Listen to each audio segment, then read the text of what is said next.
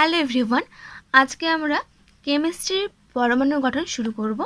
তো এটা জেনফা হোক বা বিএসসি নার্সিং হোক, ওয়েস্ট বেঙ্গল জয়েন্ট এন্ট্রান্স হোক বা যে কোনো পরীক্ষাতে যেখানে আমাদের কেমিস্ট্রি আসে সেখানে কিন্তু এই টাইপের কোশ্চেন এসে থাকে। তো এখানে আজকে আমি মেনলি জেনফা এবং ওয়েস্ট বেঙ্গল জয়েন্ট এন্ট্রান্সের 10 ইয়ার্সের কিছু কোশ্চেন সলভ করাবো, তার সঙ্গে একটু তোমাদের নোট দিয়ে দেবো। তো এখানে জাস্ট প্রোটনের চার্জ, ভর, নিউটনের কণার ভর কত ওকে একটু নোট ডাউন করে দিয়েছি আমি। তোমরা চাইলে এটা স্ক্রিনশট নিতে পারো অথবা লিখে নিতে পারো। তারপর এখানে তড়িৎচুম্বকীয় তরঙ্গ দৈর্ঘ্য, কম্পাঙ্ক এবং তরঙ্গের বেগ সি হলে ওদের মধ্যে সম্পর্ক কী হয়? C equal to lambda into nu. এখানে নিউটা হলো কম্পাঙ্ক, ল্যামডাটা হলো তরঙ্গ দৈর্ঘ্য, সিটা কি? তরঙ্গের বেগ। তরঙ্গ সংখ্যা কি? তরঙ্গ সংখ্যাটাকে নিউ বার লেখা হয়, যেটা 1/λ। আর এখান থেকে তোমরা পেয়ে যাবে 1/λ মানে হচ্ছে নিউ বাই সি। এখানে আরও কয়েকটা আমি সূত্র লিখে দিয়েছি। এটা হচ্ছে হাইড্রোজেন পরমাণুর যে রেখা বর্ণালীগুলো পাওয়া যায়, কি কি বর্ণালী? লিম্যান সারি, বামার সারি, পাসেন, ব্র্যাকেট, ফোন্ড, হামফ্রিস। এই সারিগুলোর সমীকরণগুলো কি কি? ঠিক আছে, তো এগুলো নামগুলো পরপর মনে রাখবে, তাহলে তোমাদের অনেক সুবিধা হবে। প্রথমে লিম্যান, বামার, পাসেন, ব্র্যাকেট, ফোন্ড, হামফ্রিস। লিম্যান প্রথমে, তাহলে কি হচ্ছে? প্রত্যেকটা ইলেকট্রন কি হবে? 1 নম্বর ইলেকট্রনে আসবে 1 নম্বর কক্ষপথে। তাহলে দেখো প্রথমে সূত্রটা একই, নিউবার তরঙ্গ সংখ্যা কত হবে? নিউবার এখানে হচ্ছে আর ইকুয়াল টু, প্রত্যেকটাতে আর ইকুয়াল টু, শুধু ফার্স্টটা চেঞ্জ হবে 1/, এই জায়গাটা চেঞ্জ হবে, বাকিটা সেম থাকবে। ঠিক আছে, আর এন এর মানটা চেঞ্জ হবে। তো কীভাবে চেঞ্জ হবে সেটা তোমাদের বলছি আমি। তার আগে তোমরা কি হচ্ছে সেই বর্ণালীগুলো কীরকম টাইপের সেটা মুখস্থ করে নিতে পারো। লেমান শাড়ি হচ্ছে অতিবেগুনি রশ্মি, বাম্মান শাড়িটা দৃষ্টিগোচর, যেটাকে আমরা দেখতে পারি। তো ওই জন্য বাম্মান শাড়িটা কিন্তু খুব ইম্পর্টেন্ট, কারণ এটা দেখতে পারি আমরা। ঠিক আছে, পার্সেন্টটা হলো অবলোহিত, ব্র্যাকেটটা হচ্ছে অতি অবলোহিত, ফোন্ড অতি অবলোহিত, হামফ্রিসও তাই অতি অবলোহিত। তো এগুলো খুব একটা আসে না, মেন আসে লিম্যানসারি বা বাম্মার, পার্সেন্ট, তিনটার মধ্যে থেকে আসে। ঠিক আছে, বাম্মারটা বেশি ইম্পর্টেন্ট। তো এখানে প্রযোজ্য সমীকরণ কি? লিম্যান হচ্ছে 1 নম্বরে, বাম্মারটা 2 নম্বরে, পার্সেন্ট 3 নম্বরে, ব্র্যাকেট 4, ফোন্ড 5, হামফ্রিস 6। এখানে আর থাকবে, আরটা কি? রিড বা ধ্রুবক, যার মান লিখে দিয়েছি আমি এখানটা যে 109678 পার সেমি, অথবা 1.09678 ইন্টু 10⁵ পার সেমি। ঠিক আছে, এটা হচ্ছে আর এর মান। আর এর মান বসাতে হবে। এবার এন এর মানটা কি হবে? যদি এখানে লিম্যান হয় তাহলে এখানে 1 যত হয়ে গেছে, তাহলে এন এর মানটা 2 থেকে শুরু হবে, 2, 3, 4 যা ইচ্ছা হতে পারে। বামার 2 নম্বরে, তাই 2 এখানে চলে গেছে, তাহলে এন এর মানটা 3 থেকে শুরু হবে। সেমভাবে পার্সেন্ট 3 নম্বরে, তাই চলে গেছে, এন এর মানটা 4 থেকে শুরু হবে। ব্র্যাকেটের ক্ষেত্রে 4 নম্বর, তাই এন এর মানটা 5 থেকে। এভাবে এগুলো কী হবে? ফর্মুলাগুলো মনে রাখতে হবে। আর বামার সারি আবার কি হচ্ছে? অনেক রকমের বর্ণালী, যেটা আমরা দেখতে পারি। তো এখানে 4 রকমের কালারের বর্ণালী দেখা যায়। একটা হচ্ছে লাল, নীলাভ সবুজ, নীল, বেগুনি। লালটাকে বলা হয় এইচ আলফা, নীলাভ সবুজটাকে বলা হয় এইচ বিটা, নীলটাকে বলা হয় এইচ গাম্মা, বেগুনিটাকে বলা হয় এইচ ডেল্টা। তো এগুলো খুব একটা ইম্পর্টেন্ট না, মোটামুটি জাস্ট দেখে রাখো বা স্ক্রিনশট নিয়ে রাখো। এখানেও একটা সূত্র দিয়ে দিয়েছি, কৌণিক ভরবেগের সূত্র, mvr ইকুয়াল টু হচ্ছে n ইন্টু h/2π। এইচটা কি? এইচটা হলো প্ল্যাঙ্কের ধ্রুবক, যার মানে এটা 6.626 ইন্টু 10⁻⁻27 আর্ক সেকেন্ড, অথবা 6.626 ইন্টু 10⁻34 জুল সেকেন্ড। আর এখানে এমটা কি? যে এখানে আরটা হচ্ছে যে বৃত্তাকার কক্ষপথে ঘুরছে তার ব্যাসার্ধ, এমটা হচ্ছে ইলেকট্রনের ভর, ভিটা হচ্ছে ইলেকট্রনের গতিবেগ, এন এর মানটা 1, 2, 3, 4 যা ইচ্ছা দেয় হতে পারে। তো এটা গেল। কোয়ান্টামের শক্তি হচ্ছে এইচ নিউ। কক্ষের শক্তি হচ্ছে এন এর সঙ্গে এল যোগ করতে হবে। বাট এন কি এল কি আমি এখানটাই তোমাদের বলছি। এবার মেন ইম্পর্টেন্ট এখান থেকে শুরু হলো, এটাটা খুব ভালো করে বুঝতে হবে, এরপরটা ভালো করে বুঝতে হবে। তো দেখো, যখন ইলেকট্রনগুলো ঘুরে, তাই না? এটা আমাদের নিউক্লিয়াস, এখানে আমাদের প্রোটন বা নিউট্রনগুলো আছে। এর চারপাশে কি হয়, ইলেকট্রনগুলো ঘুরতে থাকে এভাবে কক্ষপথ বরাবর। এখানে ইলেকট্রন,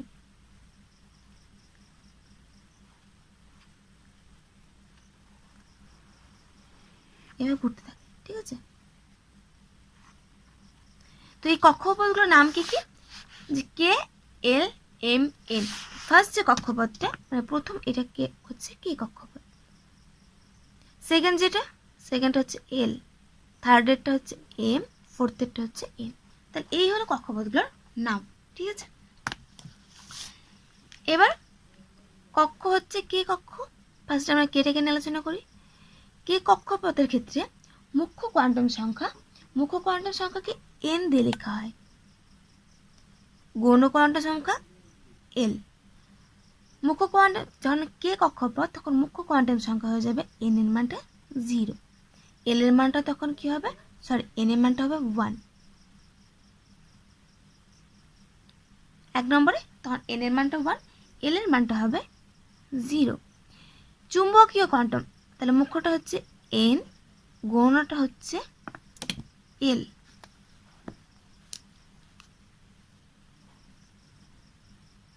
চুম্বকীয়টাকে লেখা হয় এম, ঠিক আছে।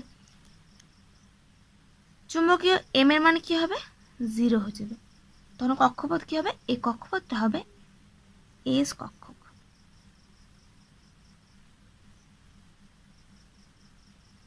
ঠিক আছে।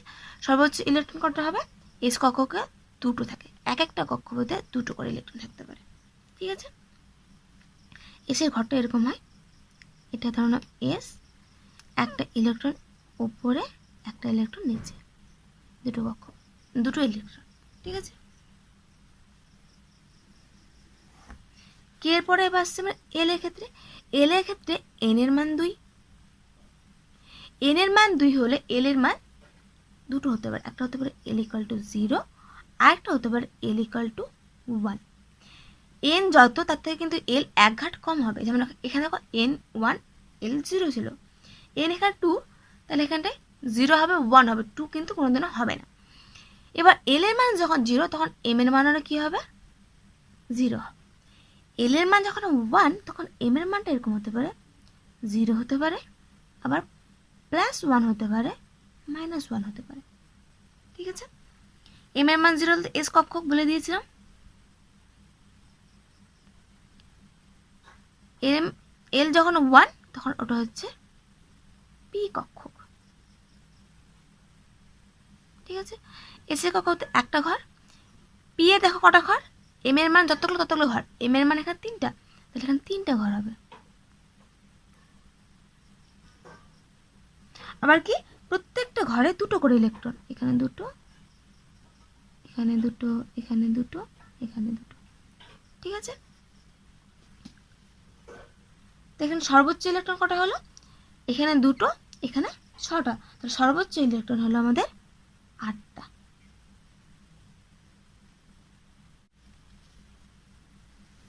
এবার এল এর পরে এম, এম কক্ষপথ, এম কক্ষপথের মুখ্য কোয়ান্টাম সংখ্যা এন এর মানটা কি হবে, 1 2 3, 3 নম্বর, এটা 3 নম্বরে।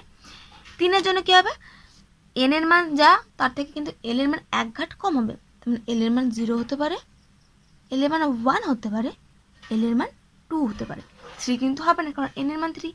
এবার এল এর মান 0 এর জন্য এম এর মান কি হতে পারে, 0 হতে পারে। এল এর মান 1 এর জন্য 0 হবে, আর 1 ছিল তাহলে +1 হবে বা প্লাস মাইনাস হবে, ঠিক আছে, সবসময় জোড়া জোড়া থাকবে। যখন এল এর মানটা 2 তখন 0 তো হবেই, +1ও হবে, -1 হবে, এখানে 100 এক জায়গায় লিখলাম আমি। 2 এর জন্য আবার +2 হবে, -2ও হবে, ঠিক আছে। যখন এম 0 তখন এটা এস কক্ষক, এম যখন 3টে ঘর বা এল যখন 1 তখন এটা হচ্ছে পি কক্ষক, যখন এল এর মান 2 তখন সেটা হচ্ছে ডি কক্ষক। ঘর কটা হবে, যেখানে দেখো 0, এম এর মান 1টা তাহলে ঘর 1টা, এখানে এম এর মান 3টা তাহলে ঘর 3টা, এখানে এম এর মান কটা, 1টা 2টো 3টা 4টা 5টা, তাহলে ঘর হবে 5টা, 1 2 2 3 4 5 হলো। আর প্রত্যেকটা কক্ষপথে ইলেকট্রন দুটো করে, এখানে দুটো দুটো হলো। তাহলে টোটাল ইলেকট্রন কটা হলো? সর্বোচ্চ ইলেকট্রন কত হতে পারে? এখানে হচ্ছে 10টা, এখানে 6টা, এখানে দুটো, তাহলে 18টা। এবার আমরা নিয়ে আসবো, নিশ্চয় তোমরা ব্যাপারটা তাহলে প্যাটার্নটা বুঝে গেলে কী টাইপের আসছে। এবার এন কক্ষপথ, তাহলে এন কক্ষপথে কী হবে? এন এর মান নিশ্চয়ই 4 হবে। এবার এন এর মান 4 মানে কী হবে? এল এর মান তাহলে কটা হতে পারে? 0 হতে পারে, 1 হতে পারে, 2 হতে পারে, 3 হতে পারে। 4 কিন্তু কখনো হবে না, 4 এর থেকে সবসময় কম হবে। এল এর মান 0 মানে এম এর মান 0, এটা তো বুঝেই গেছো। এখানে হবে 0 প্লাস মাইনাস 1, এখানটা হবে 0 প্লাস মাইনাস 1 প্লাস মাইনাস 2, এখানটায় হবে 0 তো হবে, প্লাস মাইনাস 1 হবে, প্লাস মাইনাস 2 হবে, আবার 3 অবধি, তাহলে প্লাস মাইনাস 3 হবে। এটা হচ্ছে এস, এটা হচ্ছে পি, এটা ডি, এটাকে বলা হয় এফ। ঠিক আছে, এসের জন্য একটা ঘর, পি এর জন্য 3টা ঘর, ডি এর জন্য 5টা ঘর, 1 2 3 4 5, এফ এর জন্য কটা? 1 2 3 4 5 6 7, প্লাসের জন্য একটা করে 3টে, মাইনাসের জন্য একটা করে 6টা, আর 0 একটা, তাহলে 7টা ঘর। 1 2 3 4 1 2 3 4 5 6 7 হলো। আবার প্রত্যেকটা কক্ষপথে কটা করে ইলেকট্রন? দুটো করে।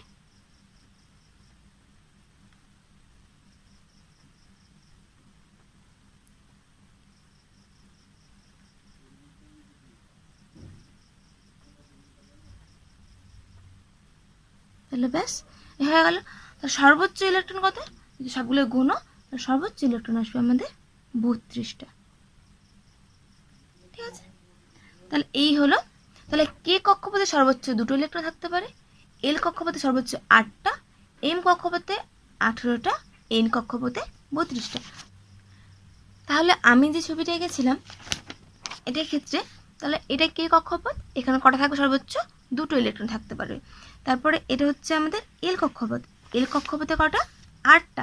তাহলে আমি এখানে দুটো এঁকেছি, আমি চাইলে আর রাখতে পারি 3টা 4টা 5টা 6টা 7টা 8টা, হয়ে গেল। তারপরে এম কক্ষপথে কটা থাকতে হবে? সর্বোচ্চ 18টা। তাহলে এখানে যে এম কক্ষপথে আমি 1টা 2টো 3টে এঁকেছি, তোমরা চাইলে এখানে 18টা অবধি আঁকতে পারবে, তার থেকে বেশি কিন্তু আঁকতে পারবে না। তারপরে হচ্ছে এন কক্ষপথে কটা? 32টা। তাহলে এটা এন কক্ষপথ, এখানে সর্বোচ্চ 32টা অবধি আমাদের ইলেকট্রন থাকতে পারে। তাহলে এই গেল আমাদের স্ট্রাকচার। এরপর আমরা করব আউফ বাউ নীতি। তো এই নীতিটা কি? এই নীতিটা হলো যে যখন আমরা জানি, দেখো যেমন হাইড্রোজেনের ইলেকট্রন একটা, হিলিয়ামের ইলেকট্রন দুটো, হাইড্রোজেন হিলিয়াম, তারপরে লিথিয়াম 3টা, তাই না? তো এইভাবে কিছু ইলেকট্রনগুলো থাকে, ইলেকট্রনগুলোকে আমরা এইভাবে ঘর টর না এঁকে সিম্পলি কীভাবে বোঝাতে পারবো এস এর মাধ্যমে বা এল এর মাধ্যমে, এম এর মাধ্যমে, সেটা আমরা এখন শিখবো। ওটা হচ্ছে আউফ বাউ নীতি।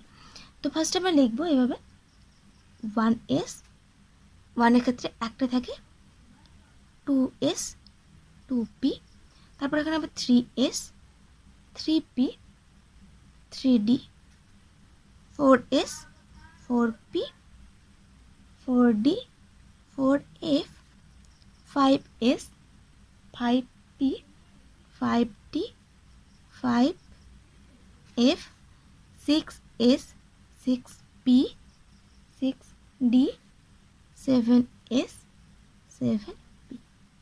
ঠিক আছে, এইভাবে হচ্ছে আমাদের কি ইলেকট্রনগুলোকে ইলেকট্রনের কক্ষপথগুলোকে লিখতে পারি। এবার তীর চিহ্নটা এইভাবে আসবে, 1s, তারপরে এটা, তারপরে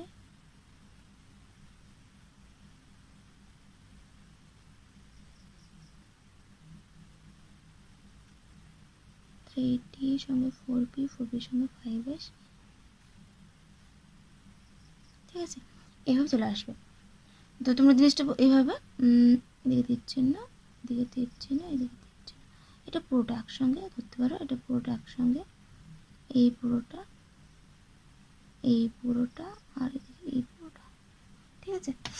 আর কি হচ্ছে, তাহলে 1s আসবে, আসার পর এভাবে ঘুরে যাবে, তারপর আসবে আবার এ পাশ দিয়ে ঘুরে যাবে, আবার আসবে আবার এ পাশ দিয়ে ঘুরে যাবে, আবার আসবে আবার এ পাশ দিয়ে ঘুরে যাবে, ঠিক আছে। এক কথা এইভাবে একটা ব্যাপারটা।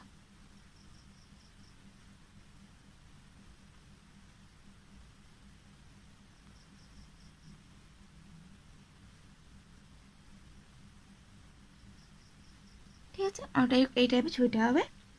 তো ইলেকট্রনগুলো ফার্স্টে তাহলে আমরা দেখো কী লিখবো, প্রথমে লিখবো 1s, 1s এর পর 2s, 2s এর পর 2s এর পর দেখো 2p, 2pর পর 3s, 3s এর পর 3p, 3pর পর 4s, 4s এর পর 3d, তারপর 3 4p, এইভাবে চলতে থাকবে, ঠিক আছে। এবার এস কক্ষপথে কটা ইলেকট্রন সর্বোচ্চ? দুটো। এস কক্ষপথে দুটো। পি কক্ষপথে যে এখন দেখছিলাম যে এস কক্ষকে দুটো করে, দেখো পি কক্ষকে 6টা, ডি কক্ষকে 10টা, আর এখানে ছিলাম এফ কক্ষক, এফ কক্ষকে সর্বোচ্চ 14টা থাকতে পারে, ঠিক আছে। তাহলে এখানে 1s2 2p 6, পি এর ঘরে 6টা, এস এর ঘরে দুটো, পি এর ঘরে 6টা, এস এর ঘরে দুটো, ডি এর ঘরে 10টা, আবার পি এর ঘরে 6টা, এভাবে চলতে থাকবে, ঠিক আছে। এবার জিনিসটাকে তোমরা একটু বুঝিয়ে দিই, ব্যাপারটা বুঝতে পারবে। যেমন দেখো হাইড্রোজেন, হাইড্রোজেন কটা ইলেকট্রন? একটা, তাহলে আমরা হাইড্রোজেন ইলেকট্রন বিন্যাস লিখবো এইভাবে 1s1, ব্যাস। হিলিয়াম, হিলিয়ামে দুটো, তাহলে হিলিয়াম লিখবো 1s2, লিথিয়াম 3টা, তাহলে 1s2, দুটো ঢুকে গেল, কমপ্লিট। কিন্তু আমাদের এখানে 3টা, তাহলে একটা বাকি আছে, তাহলে এখানে 2s1, তাহলে এখানে 2 আর 1 3 হয়ে গেল। সেমভাবে আমি একটু বড় সংখ্যা লিখি, যেমন ধরে নিই নিয়ন, নিয়নে হচ্ছে 10টা, ঠিক আছে। এর পরমাণু ক্রমাঙ্ক হচ্ছে 10, তাহলে এখানে 2 4 আর 6 10, তাহলে আমাদের এইটুকুটা হবে, তাহলে 1s2 2s2 2p6, বুঝতে পারলে? দেখা গেলো 12টা, তাহলে এ অবধি। বা যদি 11 হয় তাহলে আমি এস এর ঘরে কী লিখবো? 1 লিখবো। দেখা গেল 12 আর 6 হচ্ছে 18টা, তাহলে এই অবধি হবে। এবার ধরো 17, তাহলে এখানটায় কম হবে, বা আরও কম 15, তাহলে এখানটায় কম হবে, ঠিক আছে। এভাবে কী হতে হয়, ইলেকট্রন বিন্যাসগুলোকে লিখতে হয়। আরেকটা দেখাই, সাপোজ আমি হা হিলি বেবো কানা ফ্লো নি, তারপর সোডিয়াম লিখলাম, সোডিয়াম হচ্ছে 11, তাহলে কী হবে 1s2 2s2 2p6 হয়ে গেল, 2p6 অবধি, তাহলে 10টা হয়ে গেল, 11টা, তাহলে 3s1 লিখবো না, 2 লিখবো না, ব্যাস। তাহলে এখানে দেখো 2 4 2 আর 2 4, 6 10 আর 1 11, তাহলে সোডিয়াম হয়ে গেল, ঠিক আছে। তো ব্যাস এগুলো গেল। কিন্তু আমরা কি করব এবার, যেগুলো আমাদের নিষ্ক্রিয় মৌল, যেমন হিলিয়াম, নিয়ন নিয়ন, আর্গন, ক্রিপ্টন, জেনন, ঠিক আছে। রিটার্ন দরকার নেই, রিটার্নটা অনেক বড়। তো এই কয়েকটা ইলেকট্রন জিনিস কিন্তু আমাদের ছাড়া মুখস্থ রাখতে হবে। হিলিয়ামের পরমাণু ক্রমাঙ্ক 2, নিয়নের 10, আর্গনের 18, ক্রিপ্টনের 36, জেননের 54। তো এই কটা আমাদের মুখস্থ রাখতে হবে। হিলিয়ামে হচ্ছে 1s2, যে এখনই করলাম। নিয়নের হচ্ছে, নিয়নটা এখনই করলাম, 1s2 2s2 2p6। আর্গনের হচ্ছে 1s2 2s2 2p6, তারপর হচ্ছে 3s2 3p6। এখানে ছিল 10, 2 12 আর 6 18, বেশ হয়ে গেল। তারপরটা 36, 1s2 2s2 2p6 3s2 3p6, F দিয়ে গেল, এফ দিয়ে 18 হলো আমাদের এতটা। তারপর 4s2, 18 2 20, 3d 10, তাহলে 20 আর 10 হলো আমাদের কত 30, আর আমাদের 36 আর ছোটো লাগবে, তাহলে 4p6, ব্যাস 36 হয়ে গেল। সেমভাবে জেননটাকে লিখতে হবে, হলো। তো এগুলো হলো আমাদের কি, যেগুলো নিষ্ক্রিয় মৌল সেগুলোর ইলেকট্রন বিন্যাস। এবার আমরা জেননটাকে লিখব, কিন্তু দেখো জেনন 54, মানে অনেক বড়, তাই না? এইভাবে লিখতে লিখতে অনেক দূর লিখতে হবে। তো এটাকে শর্টকাট লেখার একটা নিয়ম আছে, কীভাবে লিখতে হয়।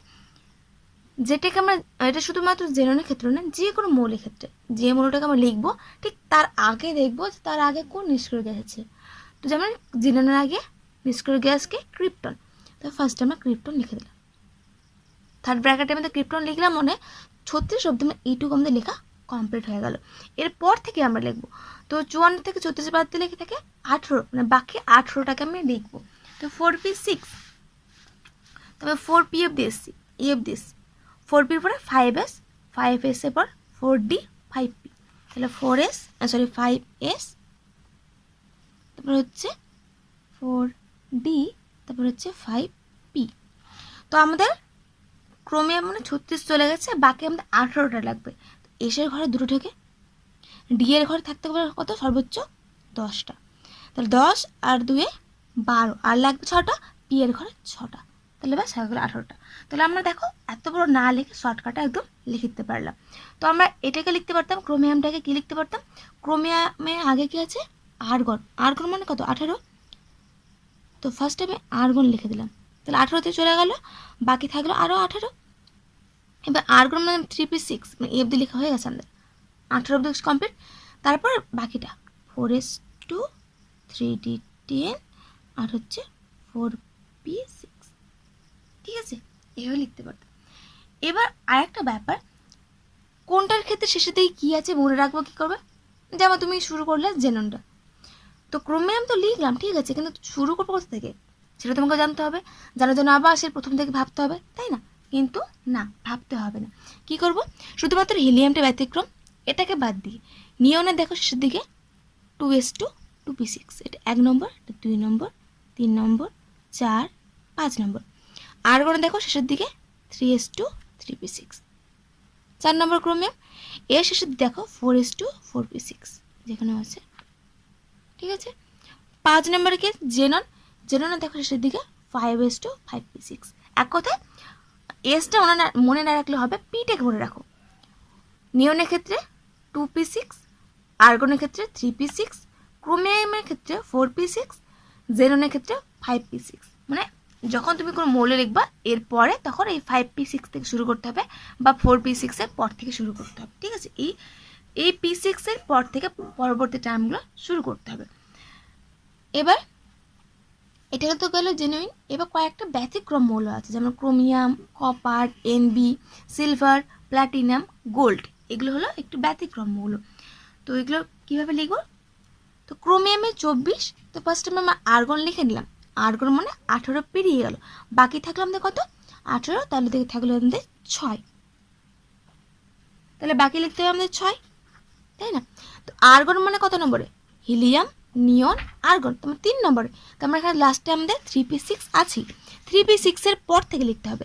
এই জায়গা দেখো 3p6 অবধি আমাদের আছে, 3p6 এর পর 4s হয়, তো এটা আমাদের মনে রাখতে হবে যে কার পর কী হয়, 3p6 এর পর 4s শুরু হয়, তাহলে আমরা এখানে শুরু করবো 4s থেকে, 4s, তারপর হচ্ছে 3d, ঠিক আছে। এবার হিসেবে আমাদের কী হওয়া উচিত ছিল আমাদের 4s2, 6টার মধ্যে দুটো চলে গেলো, তাহলে 3d4, তাহলে 4, 2, 6, তাই না? কিন্তু কারণ তার এখানে 18, আর্গনের 18 আর 6 হচ্ছে আমাদের কত 24 হয়ে যাচ্ছিলো, কিন্তু এটা ব্যতিক্রম, এখানে 2 হবে না, বলছে এখানে 1 হবে, তাহলে এখানে 1 গেলে এখানটা হবে 5, তাহলে 5 বাই 6, তাহলে 6 হয়ে গেল, ঠিক আছে। তার মানে 18 আর 6 24। সেমভাবে কপারে হচ্ছে 29, 29-এর আগে কি আছে, আর্গন আছে, মানে 18 চলে গেল, 18 থেকে 29 থেকে 18 বাদ দাও, তাহলে হচ্ছে 29 থেকে 18 বাদ, তাহলে 11, তাহলে বাকি লাগবে আমাদের 11 লিখতে হবে, তাহলে এখানে 4s থেকে শুরু হবে, 4s 3d। এবার আমাদের হওয়া উচিত ছিল কি 4s2 3D 9, তাই না? তাহলে 2 আর 9 11, কিন্তু না, এখানে 1 হবে আর এখানটা হবে 10। ঠিক আছে, সেমভাবে দেখো প্রত্যেকটা ব্যতিক্রমে লক্ষ্য করো তুমি এসের ঘরে 1 বসেছে। এটা হচ্ছে এনবি, এনবি হচ্ছে 41, 41 এর কাছাকাছি ক্রোমিয়াম আছে, তো 36 আমি লিখে দিলাম। 36-এর পর আর কত লাগবে আমাদের? আর লাগবে 5, তাহলে হবে 41, এই যে 4 আর 5। কিন্তু আমি এখানে 5s2 লিখবো না। ক্রোমিয়াম মানে কত নম্বর? 4 নম্বরে, তাহলে 4p6 চলে গেছে আমাদের। 4p6-এর পর 5s শুরু হয়, 5s শুরু হয়েছে, কিন্তু এখানে 2 লিখবো না, কি লিখবো? 1 লিখবো। ঠিক আছে, ব্যতিক্রমগুলো দেখো প্রত্যেকটাতে এইভাবে 1 থেকে শুরু হবে, বাকি তারপর যা আছে সেম হবে, ওগুলোতে কোনো প্রবলেম নেই। কিন্তু ব্যতিক্রমে এসের ঘরে দেখো 1 1 করে থাকবে, এসের ঘরে কিন্তু 1 হবে না। তো এই কয়েকটা মাত্র ব্যতিক্রম। তো এগুলো প্র্যাকটিসের উপর, যত প্র্যাকটিস করবে জিনিসগুলো ক্লিয়ার হয়ে যাবে। এরপর আমাদের 10 ইয়ার্সে কিছু কোশ্চেন আছে, তো এটা নেক্সট দিন আমরা শুরু করব।